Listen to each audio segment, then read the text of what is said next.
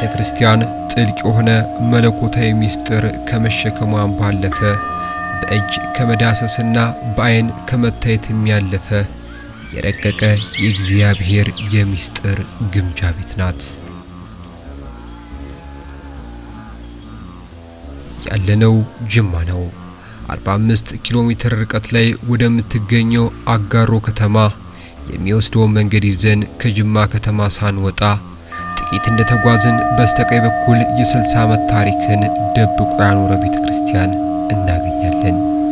እኛም መንገድ አድርሶን ይህን ስፍራ አየነው። የበረሃው ገነት ጅማ ፈለገ ሰላም ቅዱስ ገብርኤል ቤተክርስቲያን።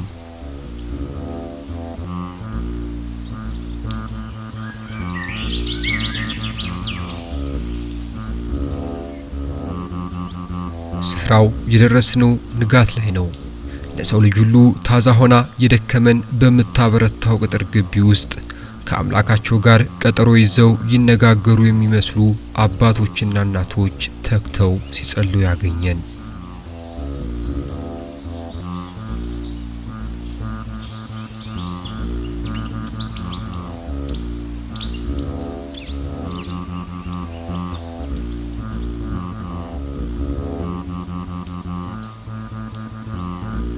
በኃጢአት በደል የደበዘዘ ማንነት ይነጣ ዘንድ ደጁን ረግጠው የሚመለሱም አልጠፉ።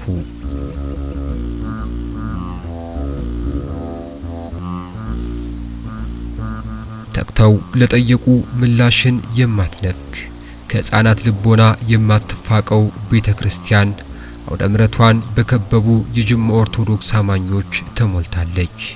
የልቡ የደረሰለትም ስለቱን ያስገባል።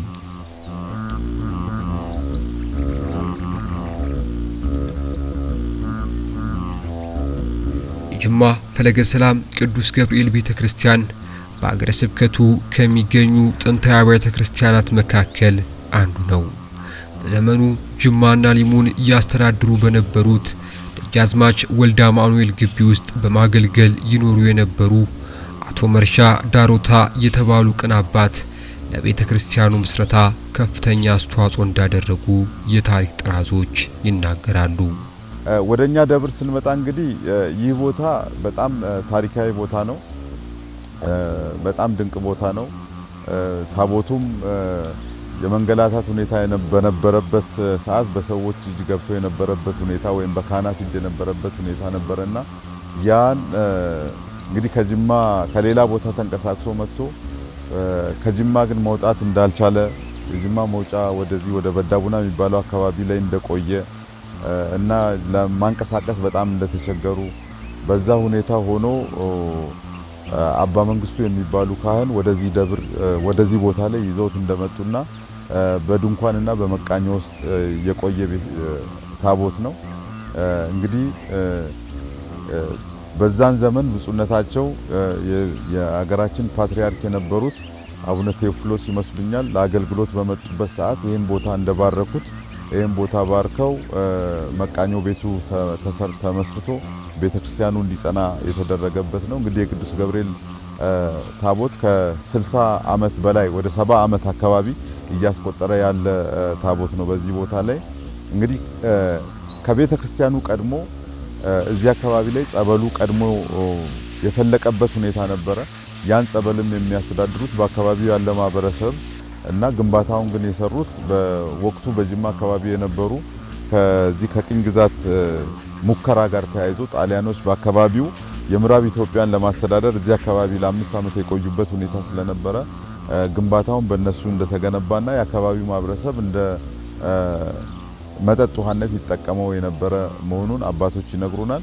ግን አባ መንግስቱ ይህን ጽላት እንግዲህ እዚህ ቦታ ላይ እንዲኖር ካደረጉ በኋላ ቦታው ስሪቱም የጸበል መሆኑን እንግዲህ ከእግዚአብሔር ስለነገራቸው ያ ቦታ እንዲከብር አድርገው እስከዛሬ ድረስ በዛ ጸበል ከዚህ ቤተክርስቲያን ከቅዱስ ገብርኤል ቤተክርስቲያን ጋር ተቆራኝቶ ተያይዞ ምእመናን በአግባቡ እየተጠቀሙበት ይገኛሉ ማለት ነው። ያው የተመሰረተው 1958 ዓመተ ምህረት ነው። ያው በወቅቱ የነበሩ አቶ መርሻ ዳሮታ የሚባሉ በአካባቢ የሚኖሩ አንድ ምእመን ነበሩ። በሳቸው አማካኝነት ያው ደብሩ እንደተቆረቆረ ያው እኛም ከመጣን እኔም ከ1990 ዓመተ ምህረት ጀምሮ ለ28 ዓመት በዚህ ቦታ ቆይቻለሁ። ያው ተመሰረተው በሳቸው አማካኝነት ነው ለመጀመሪያ ጊዜ እዚህ ቦታው የተቆረቆረው ማለት ነው። ብፁዕ አቡነ ቴዎፍሎስ ለሥራ ለቤተክርስቲያን ተልእኮ ወደ ቦንጋ ሲያልፉ ከዚያ ከሥራቸው ከተልእኳቸው ሲመለሱ የመሰረት ድንጋይ እንዳስቀመጡ የቤተክርስቲያኒቱ አመሰራረት በዚህ መልኩ እንደተመሰረተ ሁለተኛው ፓትርያርክ ከብፁዕ ቅዱስ አቡነ ባስልዮስ ቀጥለው አቡነ ቴዎፍሎስ ብፁዕ ቅዱስ አቡነ ቴዎፍሎስ ከሥራ ከቤተክርስቲያኒቱ ተልእኮ ከቤተክርስቲያኒቱ አገልግሎት ሲመለሱ እዚህ ላይ ይህን ቦታ መሰረት ድንጋይ አስቀምጠው እንደሄዱ ታሪክ የመዘገቡ አባቶች ይነግሩናል። አቡነ ቴዎፍሎስ እንደተጣለ ነው የሚነግሩን አባቶች በወቅቱ የነበሩትና በጊዜው የቆዩት አቡነ ቴዎፍሎስ መጥተው እንደባረኩት እና በወቅቱ ደግሞ የጅማ አስተዳደር የሆኑት ደጃዝማች ጸሐው የሚባሉ እሳቸው በበላይነት ያስተባብሩ ነበር ይሄ ቤተክርስቲያን ሲሰራ ብለው በወቅቱ የነበሩት አባቶች ይነግሩናል ታሪክ። እንደ ዛሬ አይደለም ምእመኑ በጣም የሰፋ አይደለም። ከ70 ዓመት በፊት በምናይበት ሰዓት ቦታዎች ይዞታዎች በጥቂት ግለሰቦች የሚያዙ ናቸውና እንግዲህ አባ መንግስቱ ያን ጽላት ይዘው በዚህ ቦታ በሚመጡበት ሰዓት ፈጣሪ መርቷቸው ቦታውን መርጦ እግዚአብሔር እንግዲህ ባሳያቸው ልክ ወደዚህ ቦታ ሲመጡ ይሄ ቦታ ቀድሞ የነበሩ ይዞታውን ይዘው ያሉ በአሁን ሰዓትም ልጆቻቸው በህይወት ያሉ እሳቸው ግን ያው ያረፉ አባ መርሻ የሚባሉ አባት ነበሩ። እኚህ አባት የተወሰነ ቦታን ለቤተክርስቲያን አገልግሎት እንዲሆን ከራሳቸው ከማሳቸው ላይ ቆርሶ በመስጠታቸው በዛን ሰዓት እንግዲህ ይሄ ቦታ ተቆርቁሮ ቤተክርስቲያን በመቃኘው ከተሰራ በኋላ በ1958 ዓመተ ምህረት ይሄ ቤተክርስቲያን ሊሰራ ችሏል ማለት ነው። በጅማ ቤተክርስቲያን ባልነበረበት በአንድ ወቅት ለንጉስ አጼ ሚኒሊክ ቤተክርስቲያን ይተከልልን የሚል መልእክት ከጅማ ኦርቶዶክሳውያን ይደርሳቸዋል። ንጉሱም የመድኃኔዓለም ቤተክርስቲያን እንዲተከል ያደርጋሉ። ነገር ግን ከቆይታ በኋላ ሁለተኛ ቤተክርስቲያን በጅማ ለመትከል ሲታሰብ ከክርስትና እምነት ውጭ የነበሩ አንዳንድ አካላት ከአንድ ቤተክርስቲያን ውጪ ሌላ መኖር የለበትም የሚል አቋም አሳዩ። አጼ ሚኒሊክም ይህን ሲሰሙ የመድኃኔዓለም ጽላት ከገባ የእናቱ ሊኖር ግድ ይላል፣ ልጅ ያለ እናት እንዴት ይኖራል በማለት የእመቤታችንን ጽላት ጅማ በሁለተኛነት እንዲገባ አደረጉ። ከዚህም በኋላ ክርስትና በጅማ የበለጠ መስፋፋት ጀመረ። ወደ ከተማዋ ጋር ስንመጣ ቤተክርስቲያን ቀረብ ያለ ዘመን ነው ያለው። እውነት ለመናገር ለምሳሌ ዙሪያው ላይ ካሉ በቀላሉ ሊሙኮሳ አካባቢ ብናይ በ17ኛው አካባቢ የተመሰረተች ቤተክርስቲያን እናገኛለን። ከፍተኛ የሀብት ቦታም ስለሆነ ማለት ነው ከቡና መገኛ ጋር ተያይዞ። ግን ወደ ከተማችን ስንመጣ ቤተክርስቲያን እንደ ከተማ ከ120 130 ዓመት አካባቢ ታሪክ ነው ያለው። ቤተክርስቲያን ሲቆረቆር እንግዲህ የመጀመሪያው ደብረመዊ መድኃኔዓለም ቤተክርስቲያን ነው የተቆረቆረው። ይሄም በዛም የነበሩት ንጉስ አጼ ምኒልክ ያው ምእመኑ ክርስቲያኑ እየተስፋፋ በሚሄድበት ሰዓት ለአገልግሎት ምቹ ካለመሆን አንፃር ቤተክርስቲያን እንዲፈቀድ አካባቢውን ሲያስተዳድሩ የነበሩትን ንጉስ አባ ጅፋር ቦታ እንዲሰጡ ፍቃድ እንዲሰጡ በማድረግ ጥያቄ እንዲቀርብ ተደርጎ እሳቸውም ደግሞ በእስልምና እምነት ውስጥ ያሉ ስለሆነ በእነሱ ስር ያሉትን ሼኮቻቸውን በመጠየቅ ቤተክርስቲያን እንዲፈቀድ ወይም የቤተክርስቲያን ቦታ እንዲፈቀድ ያግባቧቸው ነበረ። ያው ሼኮቹም እንግዲህ አንድ ቤተክርስቲያን ይተከል ግን የሚራባና የሚባዛ ቤተክርስቲያን እንዳይሆን የሚል ስጋት ነበራቸው እና በወቅቱ ንጉስ ምኒልክ እመቤታችን እንድትተከል ነበረ ፍላጎት ያላቸው። ግን የነበሩት ሰዎች መድኃኔዓለምን ተከሉ። ያው መድኃኔዓለም መተከሉን ሲሰሙ ንጉስ ምኒልክ እንግዲህ እንዴት እኔ ያው ልጇን ማርያምን ብዬ እንግዲህ ጌታችንን አድርገዋልና ከጌታችን ሊያጣሉ ነው እንግዲህ ከሆነ ማርያምንም ትከሉ ብለው ያው ንግስናቸውንም ተጠቅመው እመቤታችንም በሁለተኛ ደረጃ በጅማ ከተማ ላይ እንደተተከለች አባቶች ይነግሩናል። በፍቅር ነው የምንኖረው። በፍቅር ነው የምትኖረው። ብዙ ብሔረሰቦች አሏት። ካጠናዋት ጥኒት ወደ 20 ምናምን በላይ የሚሆኑ ብሔረሰቦች የሚኖሩባት ናትና በስፋት በፍቅርና ነው የምንኖረውና ሁለተኛው ግን እንዴት ይመስላል ኦርቶዶክስ ለሚለው ጥሩ ነው በሚባል ደረጃ ነው።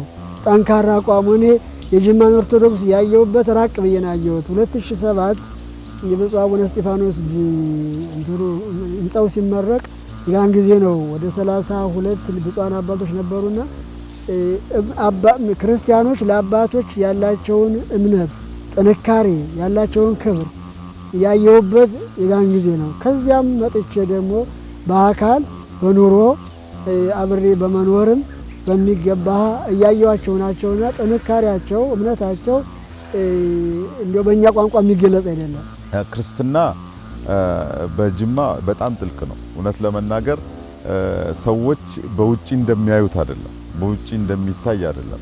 ክርስትና በጣም ጥልቅ ነው። በጣም ሃይማኖቱን የሚወድ ሃይማኖቱን የሚያከብር ፈሪያ እግዚአብሔር ያለው ምእመን ነው ያለበት ጅማም በአካባቢው። ይሄን 100% ሙሉ እምነት ኖሮን መናገር እንችላለን።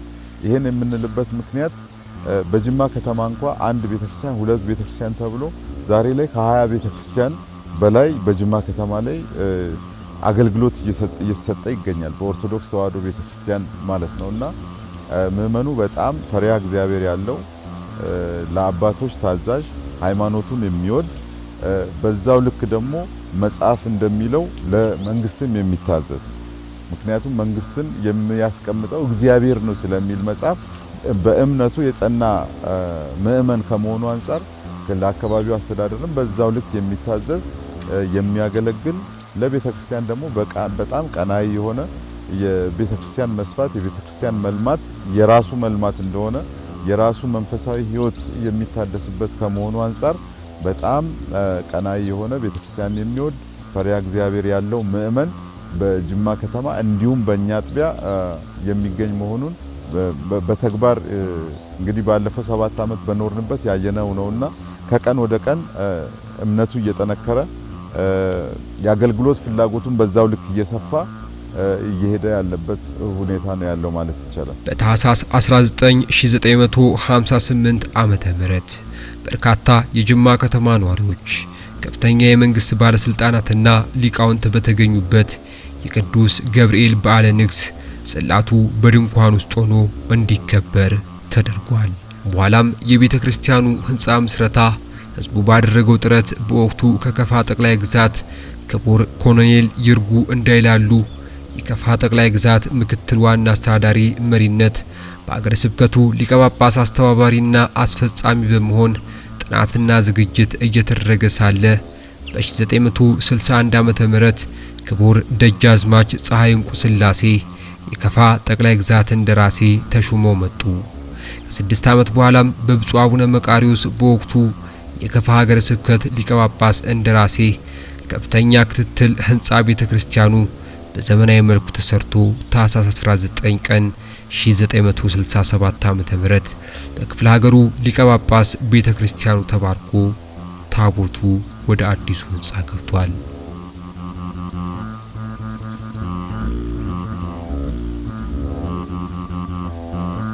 የጅማ ፈለገ ሰላም ቅዱስ ገብርኤል ቤተክርስቲያን አባቶች ብዙ ውጣ ውረዶችን አሳልፈዋል። ጥቂት በነበሩ ኦርቶዶክሳውያን ትግል ትውልድ የሚኮራበትን ታሪክ አሳልፈው ለዛሬ አብቅተውታል።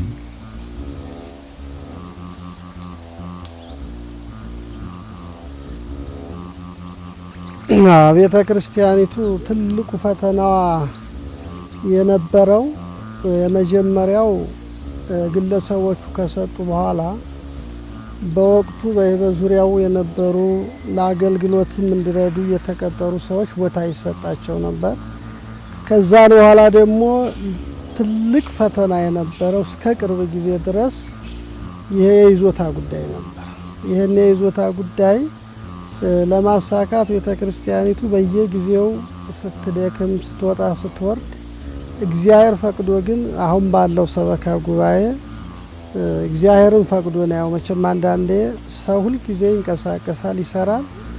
እኔም ለብዙ አመታት ከ20 ባላነሱት አመታት የሰበካ ጉባኤ አባል እየሆንኩ በየጊዜው በሚመጣው ምርጫ እመረጥ ነበር። ግን የመጨረሻው ደግሞ ስኬት የተሳካው አሁን ባለው ሰበካ ጉባኤ የይዞታ መረጋገጫ አግኝቷል እና ቤተክርስቲያኒቱ ግን በጣም ካዳገቷትና ብዙ ፈተና ካየችባቸው የይዞታው ጉዳይ ነበር።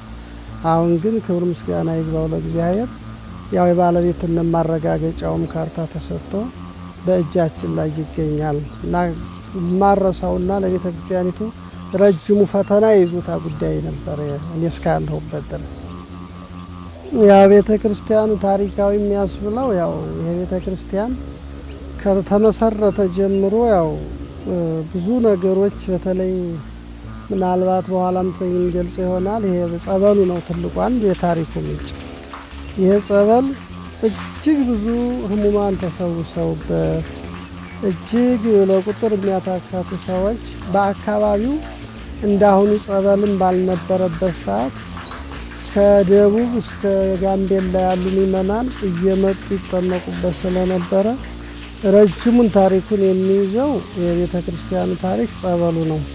በውስጡ ቅርስ ስለተባሉትም ያው ቤተክርስቲያን ሊኖራት የሚገቡት ለቤተክርስቲያን ይገባሉ ተብለው ከሚያስፈልጉ ብዙ ጥንታውያን አባቶቻችን ያው የሚገለገሉባቸው መጻሕፍቶች በውስጧ ይዛ ትገኛለች ማለት ነው። ቤተክርስቲያን የደመቀ ታሪኳ ሳይደበዝዝ በዘመን ሐዲድ ደምቃ እዚህ በደረሰችው ጅማ በሚገኘው በዚህ ቅዱስ ስፍራ ሌላ ደምቆ የተጻፈ የታሪክና የድህነት ገጽ አለ።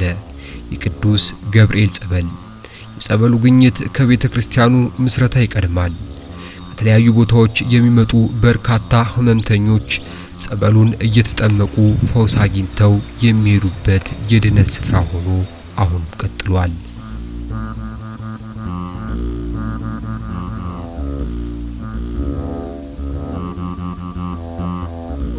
ያው ጸበሉ ትክክል ነው። አሁን ሌሎች ቤተክርስቲያን ሲመሰረቱ ያው በአባቶች በአካባቢው ባሉት ምእመናን ተገንብቶ ነው ለአገልግሎት የሚውለው።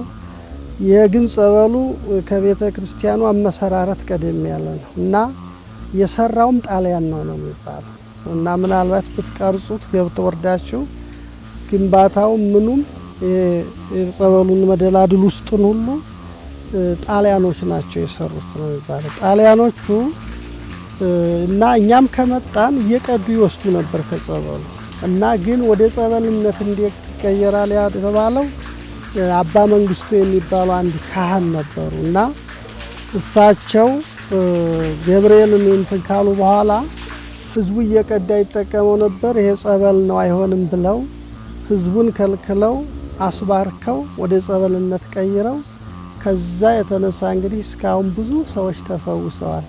ለምስክርነትም ምናልባት አንድ ሁለቱ ህይወታቸው አልፏል። በጥበቃ የነበሩ ሰዎች በህይወት ደግሞ ያሉም አሉ። አገልጋይ ሆነው ሰራተኛ ሆነው እዛው የቀሩ አሉና ጸበሉን መጀመሪያ ሲጀመር ጣሊያን ነው የሰራው ነው የሚባለው። ግንባታውም ይናገራል የድሮ መሆኑን። እንግዲህ ጸበል ቦታው ሁለት በጣም ትላልቅ ጸበሎች አሉት። ኦልሞስት 3 ነው። እንደውም በጣም የለማው ሁለቱ ነው። የቅዱስ ገብርኤል ጸበል አለ በጣም ጥንታዊ። የእመቤታችን የኪዳነ ምሕረት ጸበል አለ ጥንታዊ። እንደውም ደግሞ ከቅዱስ ገብርኤል ጸበል ከፍ ብሎ የእስጢፋኖስ ጸበልም ይገኛል በቦታው ላይ። በአሁን ሰዓት ምእመናን የቅዱስ ገብርኤልን ጸበልና የእመቤታችን የኪዳነ ምሕረትን ጸበል እየተጠቀሙ ይገኛሉ። የገብርኤልን ቀን ጨምሮ እና ሌሎችን ቀን የቅዱስ ገብርኤልን ጸበል ሲጠቀሙ የእመቤታችን ደግሞ በ16 የቅዱስ ገብርኤልን ጸበል በመዝጋት የኪዳነ ምሕረትን ጸበል ምእመናን እንዲጠቀሙ የምናደርግበት ሁኔታ ነው ያለው። በጸበሉ አንደኛ ከስጋ ደዌ ብቻ አይደለም ይፈውሳቸው፣ ከመንፈሳዊ ከነፍስ ደዌ ጭምር ይፈወሳሉ። ሰው ሲፈወስ ሲድን ነው ወደ እግዚአብሔር የሚቀርበውና ስጋ ደዌ ብቻ አይደለም ቅዱስ ገብርኤል የሚፈውሳቸው፣ በነፍስ ደዌ የሚፈውሳቸዋል። ለዚያውም ደግሞ አገልግሎቱ ቅድም እንደገለጽኩልህ ያም መንፈሳዊ ሆስፒታል እንደመሆኑ መጠን ሰራተኛ በማብዛት የሚላላክ ጸበል የሚቀዳ የሚያጠምቁ መነኮሳት ከሁለት ያላነሱ የሚላላካቸው ጥበቃም ደግሞ እዚሁ ሰፋ ያለ መርሃ ግብር ሰፋ ያለ አገልግሎት ስላለው ከ4 ያላነሱ ጥበቃዎች ጸበል የሚቀዳ የሚላላኩ 2 3 ቦታውን ድረስ ደም ማየት እንችላለን። ከዚያ ላይ በጣም ትኩረት ሰጥተን ነው የምንሰራው።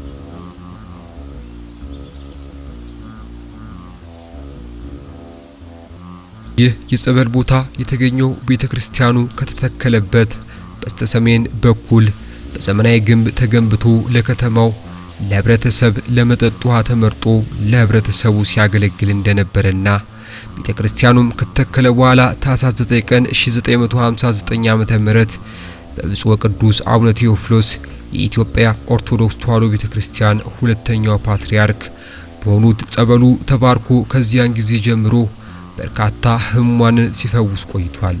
ዛሬም ፈውስን ለማግኘት ወደ ቦታው የሚያቀኑ ኦርቶዶክሳውያን ብዙ ናቸው። እናቶች በረከቱን በመርዳታቸው ከቤታቸው እንዳይጠፋ የሚፈልጉት መድኃኒት ሆኗል። ለአመኑት ብቻ ሳይሆን ላላመኑትም የሚታመን ፈውስን እየሰጠ ቀጥሏል።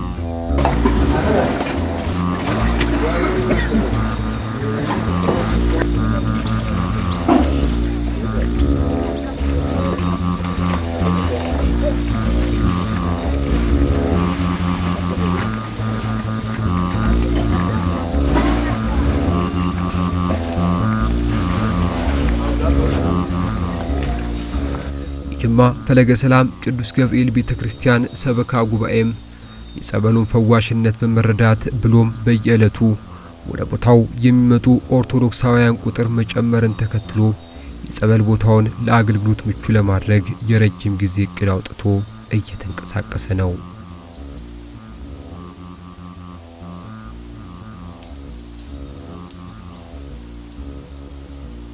እዛ ቦታ ላይ እንግዲህ ፕሮጀክቱ የሚይዘው አንደኛ ሁለቱንም የጸበል ቤቶች ማደስ እና ማስተካከል ለአገልግሎት ምቹ ማድረግ የቅዱስ ገብርኤልንም ጸበል ቦታውን ጸበሉ የሚመነጭበትን ቦታ በደንብ አድሶ ለአገልግሎት ምቹ ማድረግ ማለት ጸበሉን በአግባቡ እንዲይዞ እንዲቆይ ማድረግ ማለት ነው። የኪዳነ ምሕረትንም በዛው። ሶስተኛ ምእመናን የሚጠመቁበት ቦታ የመጠመቂያው ቦታ ራሱን የቻለ አጥር ያለው ቢሆንም ወንዶችም ሴቶችም በአንድ በኩል ገብተው ነው የሚጠመቁትና ይሄ ደግሞ ከቤተክርስቲያናችን አስተምሮ አንፃር አግባብ አይደለምና መጠመቂያው ቦታ አንድ ሆኖ ግን የሚገቡበትን ቦታ በጾታ እንዳይገናኙ የማድረግ ስራ መስራት መቻል አለብን የሚል ሐሳብ ከግምት ውስጥ በማስገባት ዲዛይን ውስጥ አካተነዋል ማለት ነው። ስለዚህ ቦታውን የማስፋት እንደገና ከመጀመሪያው ጀምሮ ወደ መጠመቂያው ቦታ ሲገባ ሴቶችም በሴቶች በኩል ሄዱ ወንዶችም በወንዶች በኩል ሄደው አገልግሎቱን እንዲያገኙ ነው። ሁለተኛ ምእመናን 1/7 ይዞ በቤተክርስቲያናችን አስተምሮ እንግዲህ ከተለያየ ጭንቀት ለመውጣት ቤተክርስቲያን ላይ ቆይተው ይጠመቃሉና ያንም ለመቆየት ምቹ የሚያደርግ የህሙማን ማረፊያ አብሮ ተካቶ ይሰራል። የወንዶች ጸበል መጠጫ ቦታ፣ የሴቶች ጸበል መጠጫ ቦታ በአግባቡ ደረጃውን በጠበቀ ሁኔታ ይሰራል ማለት ነው። ለዚህ ሁሉ ማዕከል ጸበሉና የጸሎት ቤት ደግሞ እዛ ቦታ ላይ ያስፈልጋል። በጣም አነስተኛ የጸሎት ቤት ነው ያለችን። እዛ ቦታ ላይ ግን ከጸሎት ቤቷ ጋር ተያይዞ የተወሰነ ሰው መያዝ የሚችል አዳራሽ፣ ምክንያቱም ምእመናን ጠዋት ጸበል ይጠመቃሉ፣ ጸበል ይጠጣሉ። ቀን ላይ ማታ ላይ ግን ወንጌል መማር አለባቸው። ምክንያቱም ጸበሉንም ከወንጌል ጋር እያደረግን ነው ምን ፈውሳቸው ወይም እግዚአብሔር የሚፈውሳቸው ብለን ስለምናስብ እዛ ጋም የወንጌል አገልግሎት ለማስፋት የጸሎት ቤቱን ሰፋ አድርገን ለመስራት ውስጡን ምቹ ለማድረግ አጥሩን እንግዲህ እነዚህ ስራዎች አሁን ባለው ከረንት ዋጋ ከ15 እስከ 20 ሚሊዮን ብር አካባቢ ወጪ ይፈልጋሉ ብለን አስበናል። ወደ ስራ ልንገባ በዝግጅት ላይ ያለነውን የቅዱስ ገብርኤል ጸበል ቦታ ፕሮጀክት ስራ ምእመናን በከፍተኛ ሁኔታ ድጋፍ እንዲያደርጉ ይጠበቃል። የቅዱስ ገብርኤል ጸበል ታሪካዊ ጸበል ነው። ቅድም በስፋት ሲገለጽ ነበረ። በረከታቸው ይደርብንና የኢትዮጵያ ቤተክርስቲያን ሁለተኛው ፓትርያርክ ብፁዕ ቅዱስ አቡነ ቴዎፍሎስ የዚህን ቤተክርስቲያን መሰረት ድንጋይ ከማኖር ጀምሮ ቡራኬ ሰጥተው የጸበል ስፍራውንም ጭምር እንደዚህ ቡራኬ ሰጥተው አገልግሎቱን ያስጀምሩት ቅዱስነታቸው ናቸው። ስለዚህ ይሄ ቦታ ከታሪካዊነቱን ባሻገር ቅዱስ ስፍራ ለመሆኑ እነዚህ ማሳያዎች ናቸው። ቅዱስ ስፍራ ለመሆኑ ማሳያዎች ናቸውና በዚህ የቅዱስ ገብርኤል ጸበል ከተለያዩ ቦታዎች መጥተው ምእመናን ይፈወሱበታል። በተለያየ ደዌ ተይዘው በተለያየ ህመም ተይዘው ወደዚህ ስፍራ የሚመጡ ሰዎች በዚህ ስፍራ ላይ ጸበሉን ጠጥተው በጸበሉ ተጠምቀው በእምነቱ ተዳብሰው በረከት አግኝተው ከደዌያቸው ተፈውሰው ወደ የሀገራቸው ተመልሰዋል። እንግዲህ እግዚአብሔር በፈቀደ አሁን ያለው ይጀምረዋል፣ የሚመጣው ደግሞ ይጨርሰዋልና የጅማ ኦርቶዶክሳውያን ቅድም ብየዋለሁ በጣም ለሃይማኖታቸው ቀናኢ ናቸው። የፈለገ ሰላም ቅዱስ ገብርኤል ጸበል ፈዋሽነትን ምስክርነት የሚሰጡ ብዙዎች ናቸው፣ ከኔም ጀምሮ ማለት ነው። እኔ የሚገርማችሁ ከ65 ኪሎ ሜትር አካባቢ ተወልጄ ያደኩ ነኝ። 9ኛ ክፍል ተማሪ ሆኜ እታመማለሁ። እናቴ ከ65 ኪሎ ሜትር እዚህ ደብር ላይ ይዛኝ መጣ።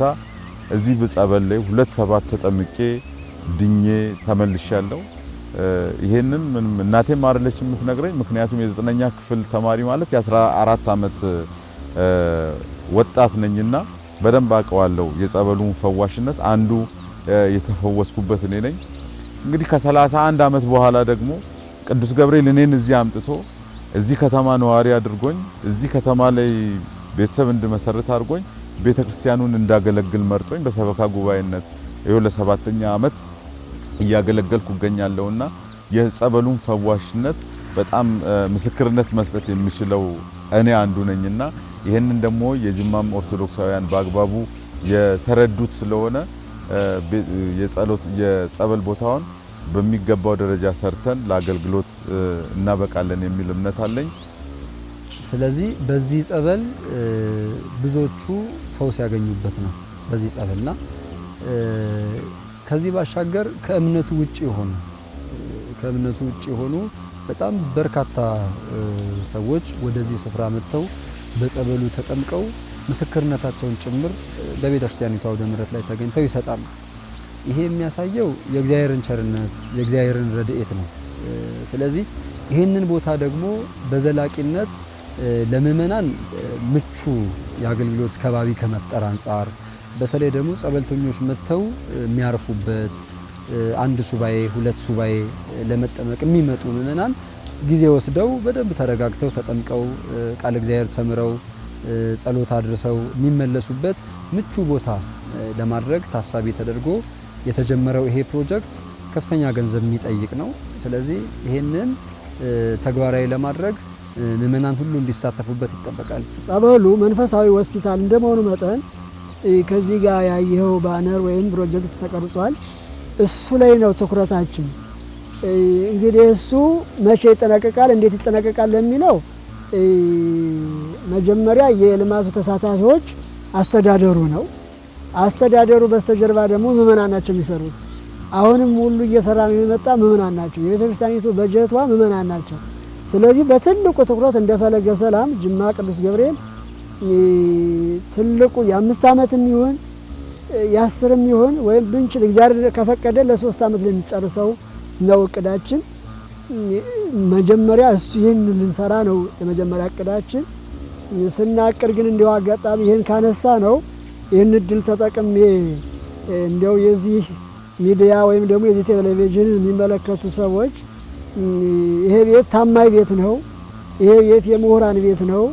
ይሄ ቤት ትልቅ አደራ ተቀባይና ስራ የመስራት ጫንቃው ሰፊ ቤት ስለሆነ ይህንን ቴሌቪዥን የሚከታተሉ ኦርቶዶክሳውያን ሌሎችም እምነት ተከታይ ይሆን በሀገር ውስጥም ከሀገር ውጭም ያሉ ይሄ ፕሮጀክት እንደኛ በ3 ዓመት ወይም በ5 ዓመት እያልን ነው። ግን እግዚአብሔር ከፈቀደ በ2 ዓመትና በ1 ዓመት የማይጠናቀቅበት ምክንያት አይኖርምና እንደሆነ ይህን አጋጣሚ እንደ መልእክትም ነው ይህን የሚከታተሉ ልጆቻችን ኦርቶዶክሳውያን ለዚህ ፕሮጀክት ወይም ደግሞ ለዚህ ልማት ስራ እጃቸውን እንዲዘረጉ። የጅማ ፈለገ ሰላም ቅዱስ ገብርኤል ቤተክርስቲያን ልማት ይብቻ አይደለም። በመንፈሳዊ አገልግሎት ዘርፍ በአውደ ምሕረት ስብከተ ወንጌልና በመሳሰሉት ላይ ያለማቋረጥ ለ24 ሰዓታት አገልግሎት ይሰጣል።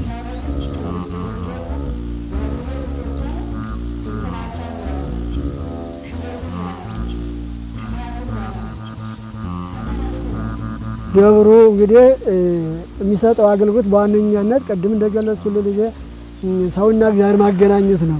ሰውና እግዚአብሔር እንዴት ይገናኛል? ይኸው መጀመሪያ በስጋው ደሙ ነው። ከዚያ በኋላ ስጋው ደሙ እንደተጠበቀ ሆኖ አገልግሎቱ በተለይ የቤተ ክርስቲያን ተወካዮች በውጭ ያሉ ምእመናን በሳል ያሉ ምእመናን አሉ። እነሱን በመያዝ ሊቃውንቶችም አሉ፣ ሰፋ ያሉ ሊቃውንቶች አሉ። ከአራት የበለጡ ወደ 10 ካህናት አሉ፣ ወደ 15 ዲያቆናት አሉ፣ ወደ 4 ምናምን ከኔ ባሻገር መነኮሳት አሉ። ወደ 57 አገልጋዮች አሉ አምልኮቱን የሚፈጽሙና የሚያስፈጽሙ። እነሱን ዘንድ ቅድም እንደገለጽኩልህ ከውጭ የሚያግዙን አሉ፣ በአስተዳደሩ በአንዳንድ ነገሮች አሉ። እኛ ደግሞ ከውስጥ ያለውን ቃለ እግዚአብሔሩን ከታች በወዱ ተብሎ በሊቃውንቱ ይገለገላል፣ በካህናቱ ሳታቱ ይገለገላል፣ በዲያቆናቱ ተልእኮ ይፈጸማል። በካህናት አበው ያው ሰውና እግዚአብሔር ተገናኝቶ ስጋ ወልደ እግዚአብሔር ደም ወልደ እግዚአብሔር እየተፈተተ በስፋት አገልግሎቱ ምን ይመስላል የሚለው እያደረ ነው። ሐዋርያት ሲመሰርቱ 120 ቤተሰብ ነበር። ከዚያ በኋላ እንግዲህ በእነ እስጢፋኖስ አማካኝነት ቤተክርስቲያኒቱ በጣም ሰፋ ብላለች። እሱን በኋላ ጥያቄ ካነሳልኝ እመለስበታለሁ። ከዚህ ባሻገር ስብከተ ወንጌሉ ከነዚህ መምህራን ባሻገር በነዚህ መምህራን ስር ሆነው በኮሚቴ ተዋቅሮ አገልግሎት የሚሰጡ የስብከተ ወንጌል መዋቅርን የሚያግዙ የሚደግፉ ኮሚቴዎች አሉት። ስብከተ ወንጌሉ በእንደዚህ መልኩ አገልግሎት ይሰጣል። ደብሩ በሳምንት ለ7ቱም ቀናት መደበኛ የስብከተ ወንጌል አገልግሎት ይሰጣል። ምእመናንን ቃል እግዚአብሔር ይማሩበታል። በአካባቢው ቋንቋ በተለይ በአፋን ኦሮሞ ቋንቋ፣ በአማርኛ ቋንቋ የስብከተ ወንጌል አገልግሎት ይሰጣል። ከዛ ባሻገር ደግሞ በቤተ ክርስቲያኒቱ አበይት በዓላት በደብሩ የሚከበሩ የንግስ በዓላትን ተከትሎ መንፈሳዊ ጉባኤያት እየተዘጋጁ እንግዶች፣ መምህራን፣ ሰባኪያን በዝማሬም አገልግሎት የሚያገለግሉ ዘማሪያን እየተጋበዙ ልዩ መንፈሳዊ አገልግሎት እየተዘጋጀ ምእመናን የእግዚአብሔርን ቃል እንዲማሩ ይደረጋል። ይሄ በደብሩ ስብከተ ወንጌል አማካይነት የሚሰጡ አገልግሎቶች ናቸው። በ2013 ዓ.ም ቅጽር ግቢው የሚመች አልነበረም። በተለይ ምእመናን ቁጭ ብለው ወንጌል የሚማሩበት፣ ምእመናን ወንጌል መማር አለባቸው። ክርስትናን ሕይወት እንዲኖሩ ወንጌል አስፈላጊ ከመሆኑ አንፃር በጣም ደካማ አጥር ነበረ። ያን አጥር በማፍረስ ከ3.6 እስከ 4 ሚሊዮን ብር አካባቢ ወጪ በማውጣት የምእመናን መቀመጫ ወይም መጠለያ ያው እንደምታዩት በጣም ሰፋ ያለ ለወንዶችም ለሴቶችም በጣም ምቹ የሆነ መጠለያ በ2013 ዓ.ም መስራት ችለናል። ከዛም በኋላ ምንድነው የሆነው? ስጋው ደግሞ ሕፃናት ተወልደው ክርስትናችን እንግዲህ አንዱ ጥምቀት ነው። ያው እንግዲህ አምላካችን ተጠምቆ አሳይቶናልና ጥምቀት ደግሞ መሰረታዊ ነው። እንደ እምነታችን በ40 በ80 ቀን የምንጠመቅበት ስለሆነ በደጀ ሰላሙ ነበረ ጥምቀት የሚካሄደው እዚህ ቤተክርስቲያን ላይ። ይሄም ከቤተክርስቲያን አስተምሮ አንፃር አግባብ ስላልሆነ ቤተክርስቲያን የራሷን ክርስትና ቤት ሊኖራት ይገባል ከሚል የክርስትና ቤትን የሰንበት ትምህርት ቤት ሱቅን እንዲሁም ደግሞ ለጽፈት ቤቱ የገቢ መሰብሰቢያ ቢሮ እንደገና የጥበቃ ቤትንም በማድረግ ደውል ቤትንም ምክንያቱም ከዚህ በፊት ደውሉ ቤተክርስቲያኑ ላይ ነበርና ደውል በሚደወልበት ሰዓት ቤተክርስቲያኑን የማናጋት ሁኔታ ይፈጥራል ከሚል ስጋት ደውል ቤትን አድርገን በ2014 በዛ መልኩ እንደምታዩት ባለ 2 ፎቅ መስራት ችለናል ማለት ነው። በደብሩ የሚሰራው የልማት ስራ የሚሰጠው መንፈሳዊ አገልግሎት ብሎም ራስን በኢኮኖሚ ለመቻል የሚደረገው ጥረት ብርቱ ነው።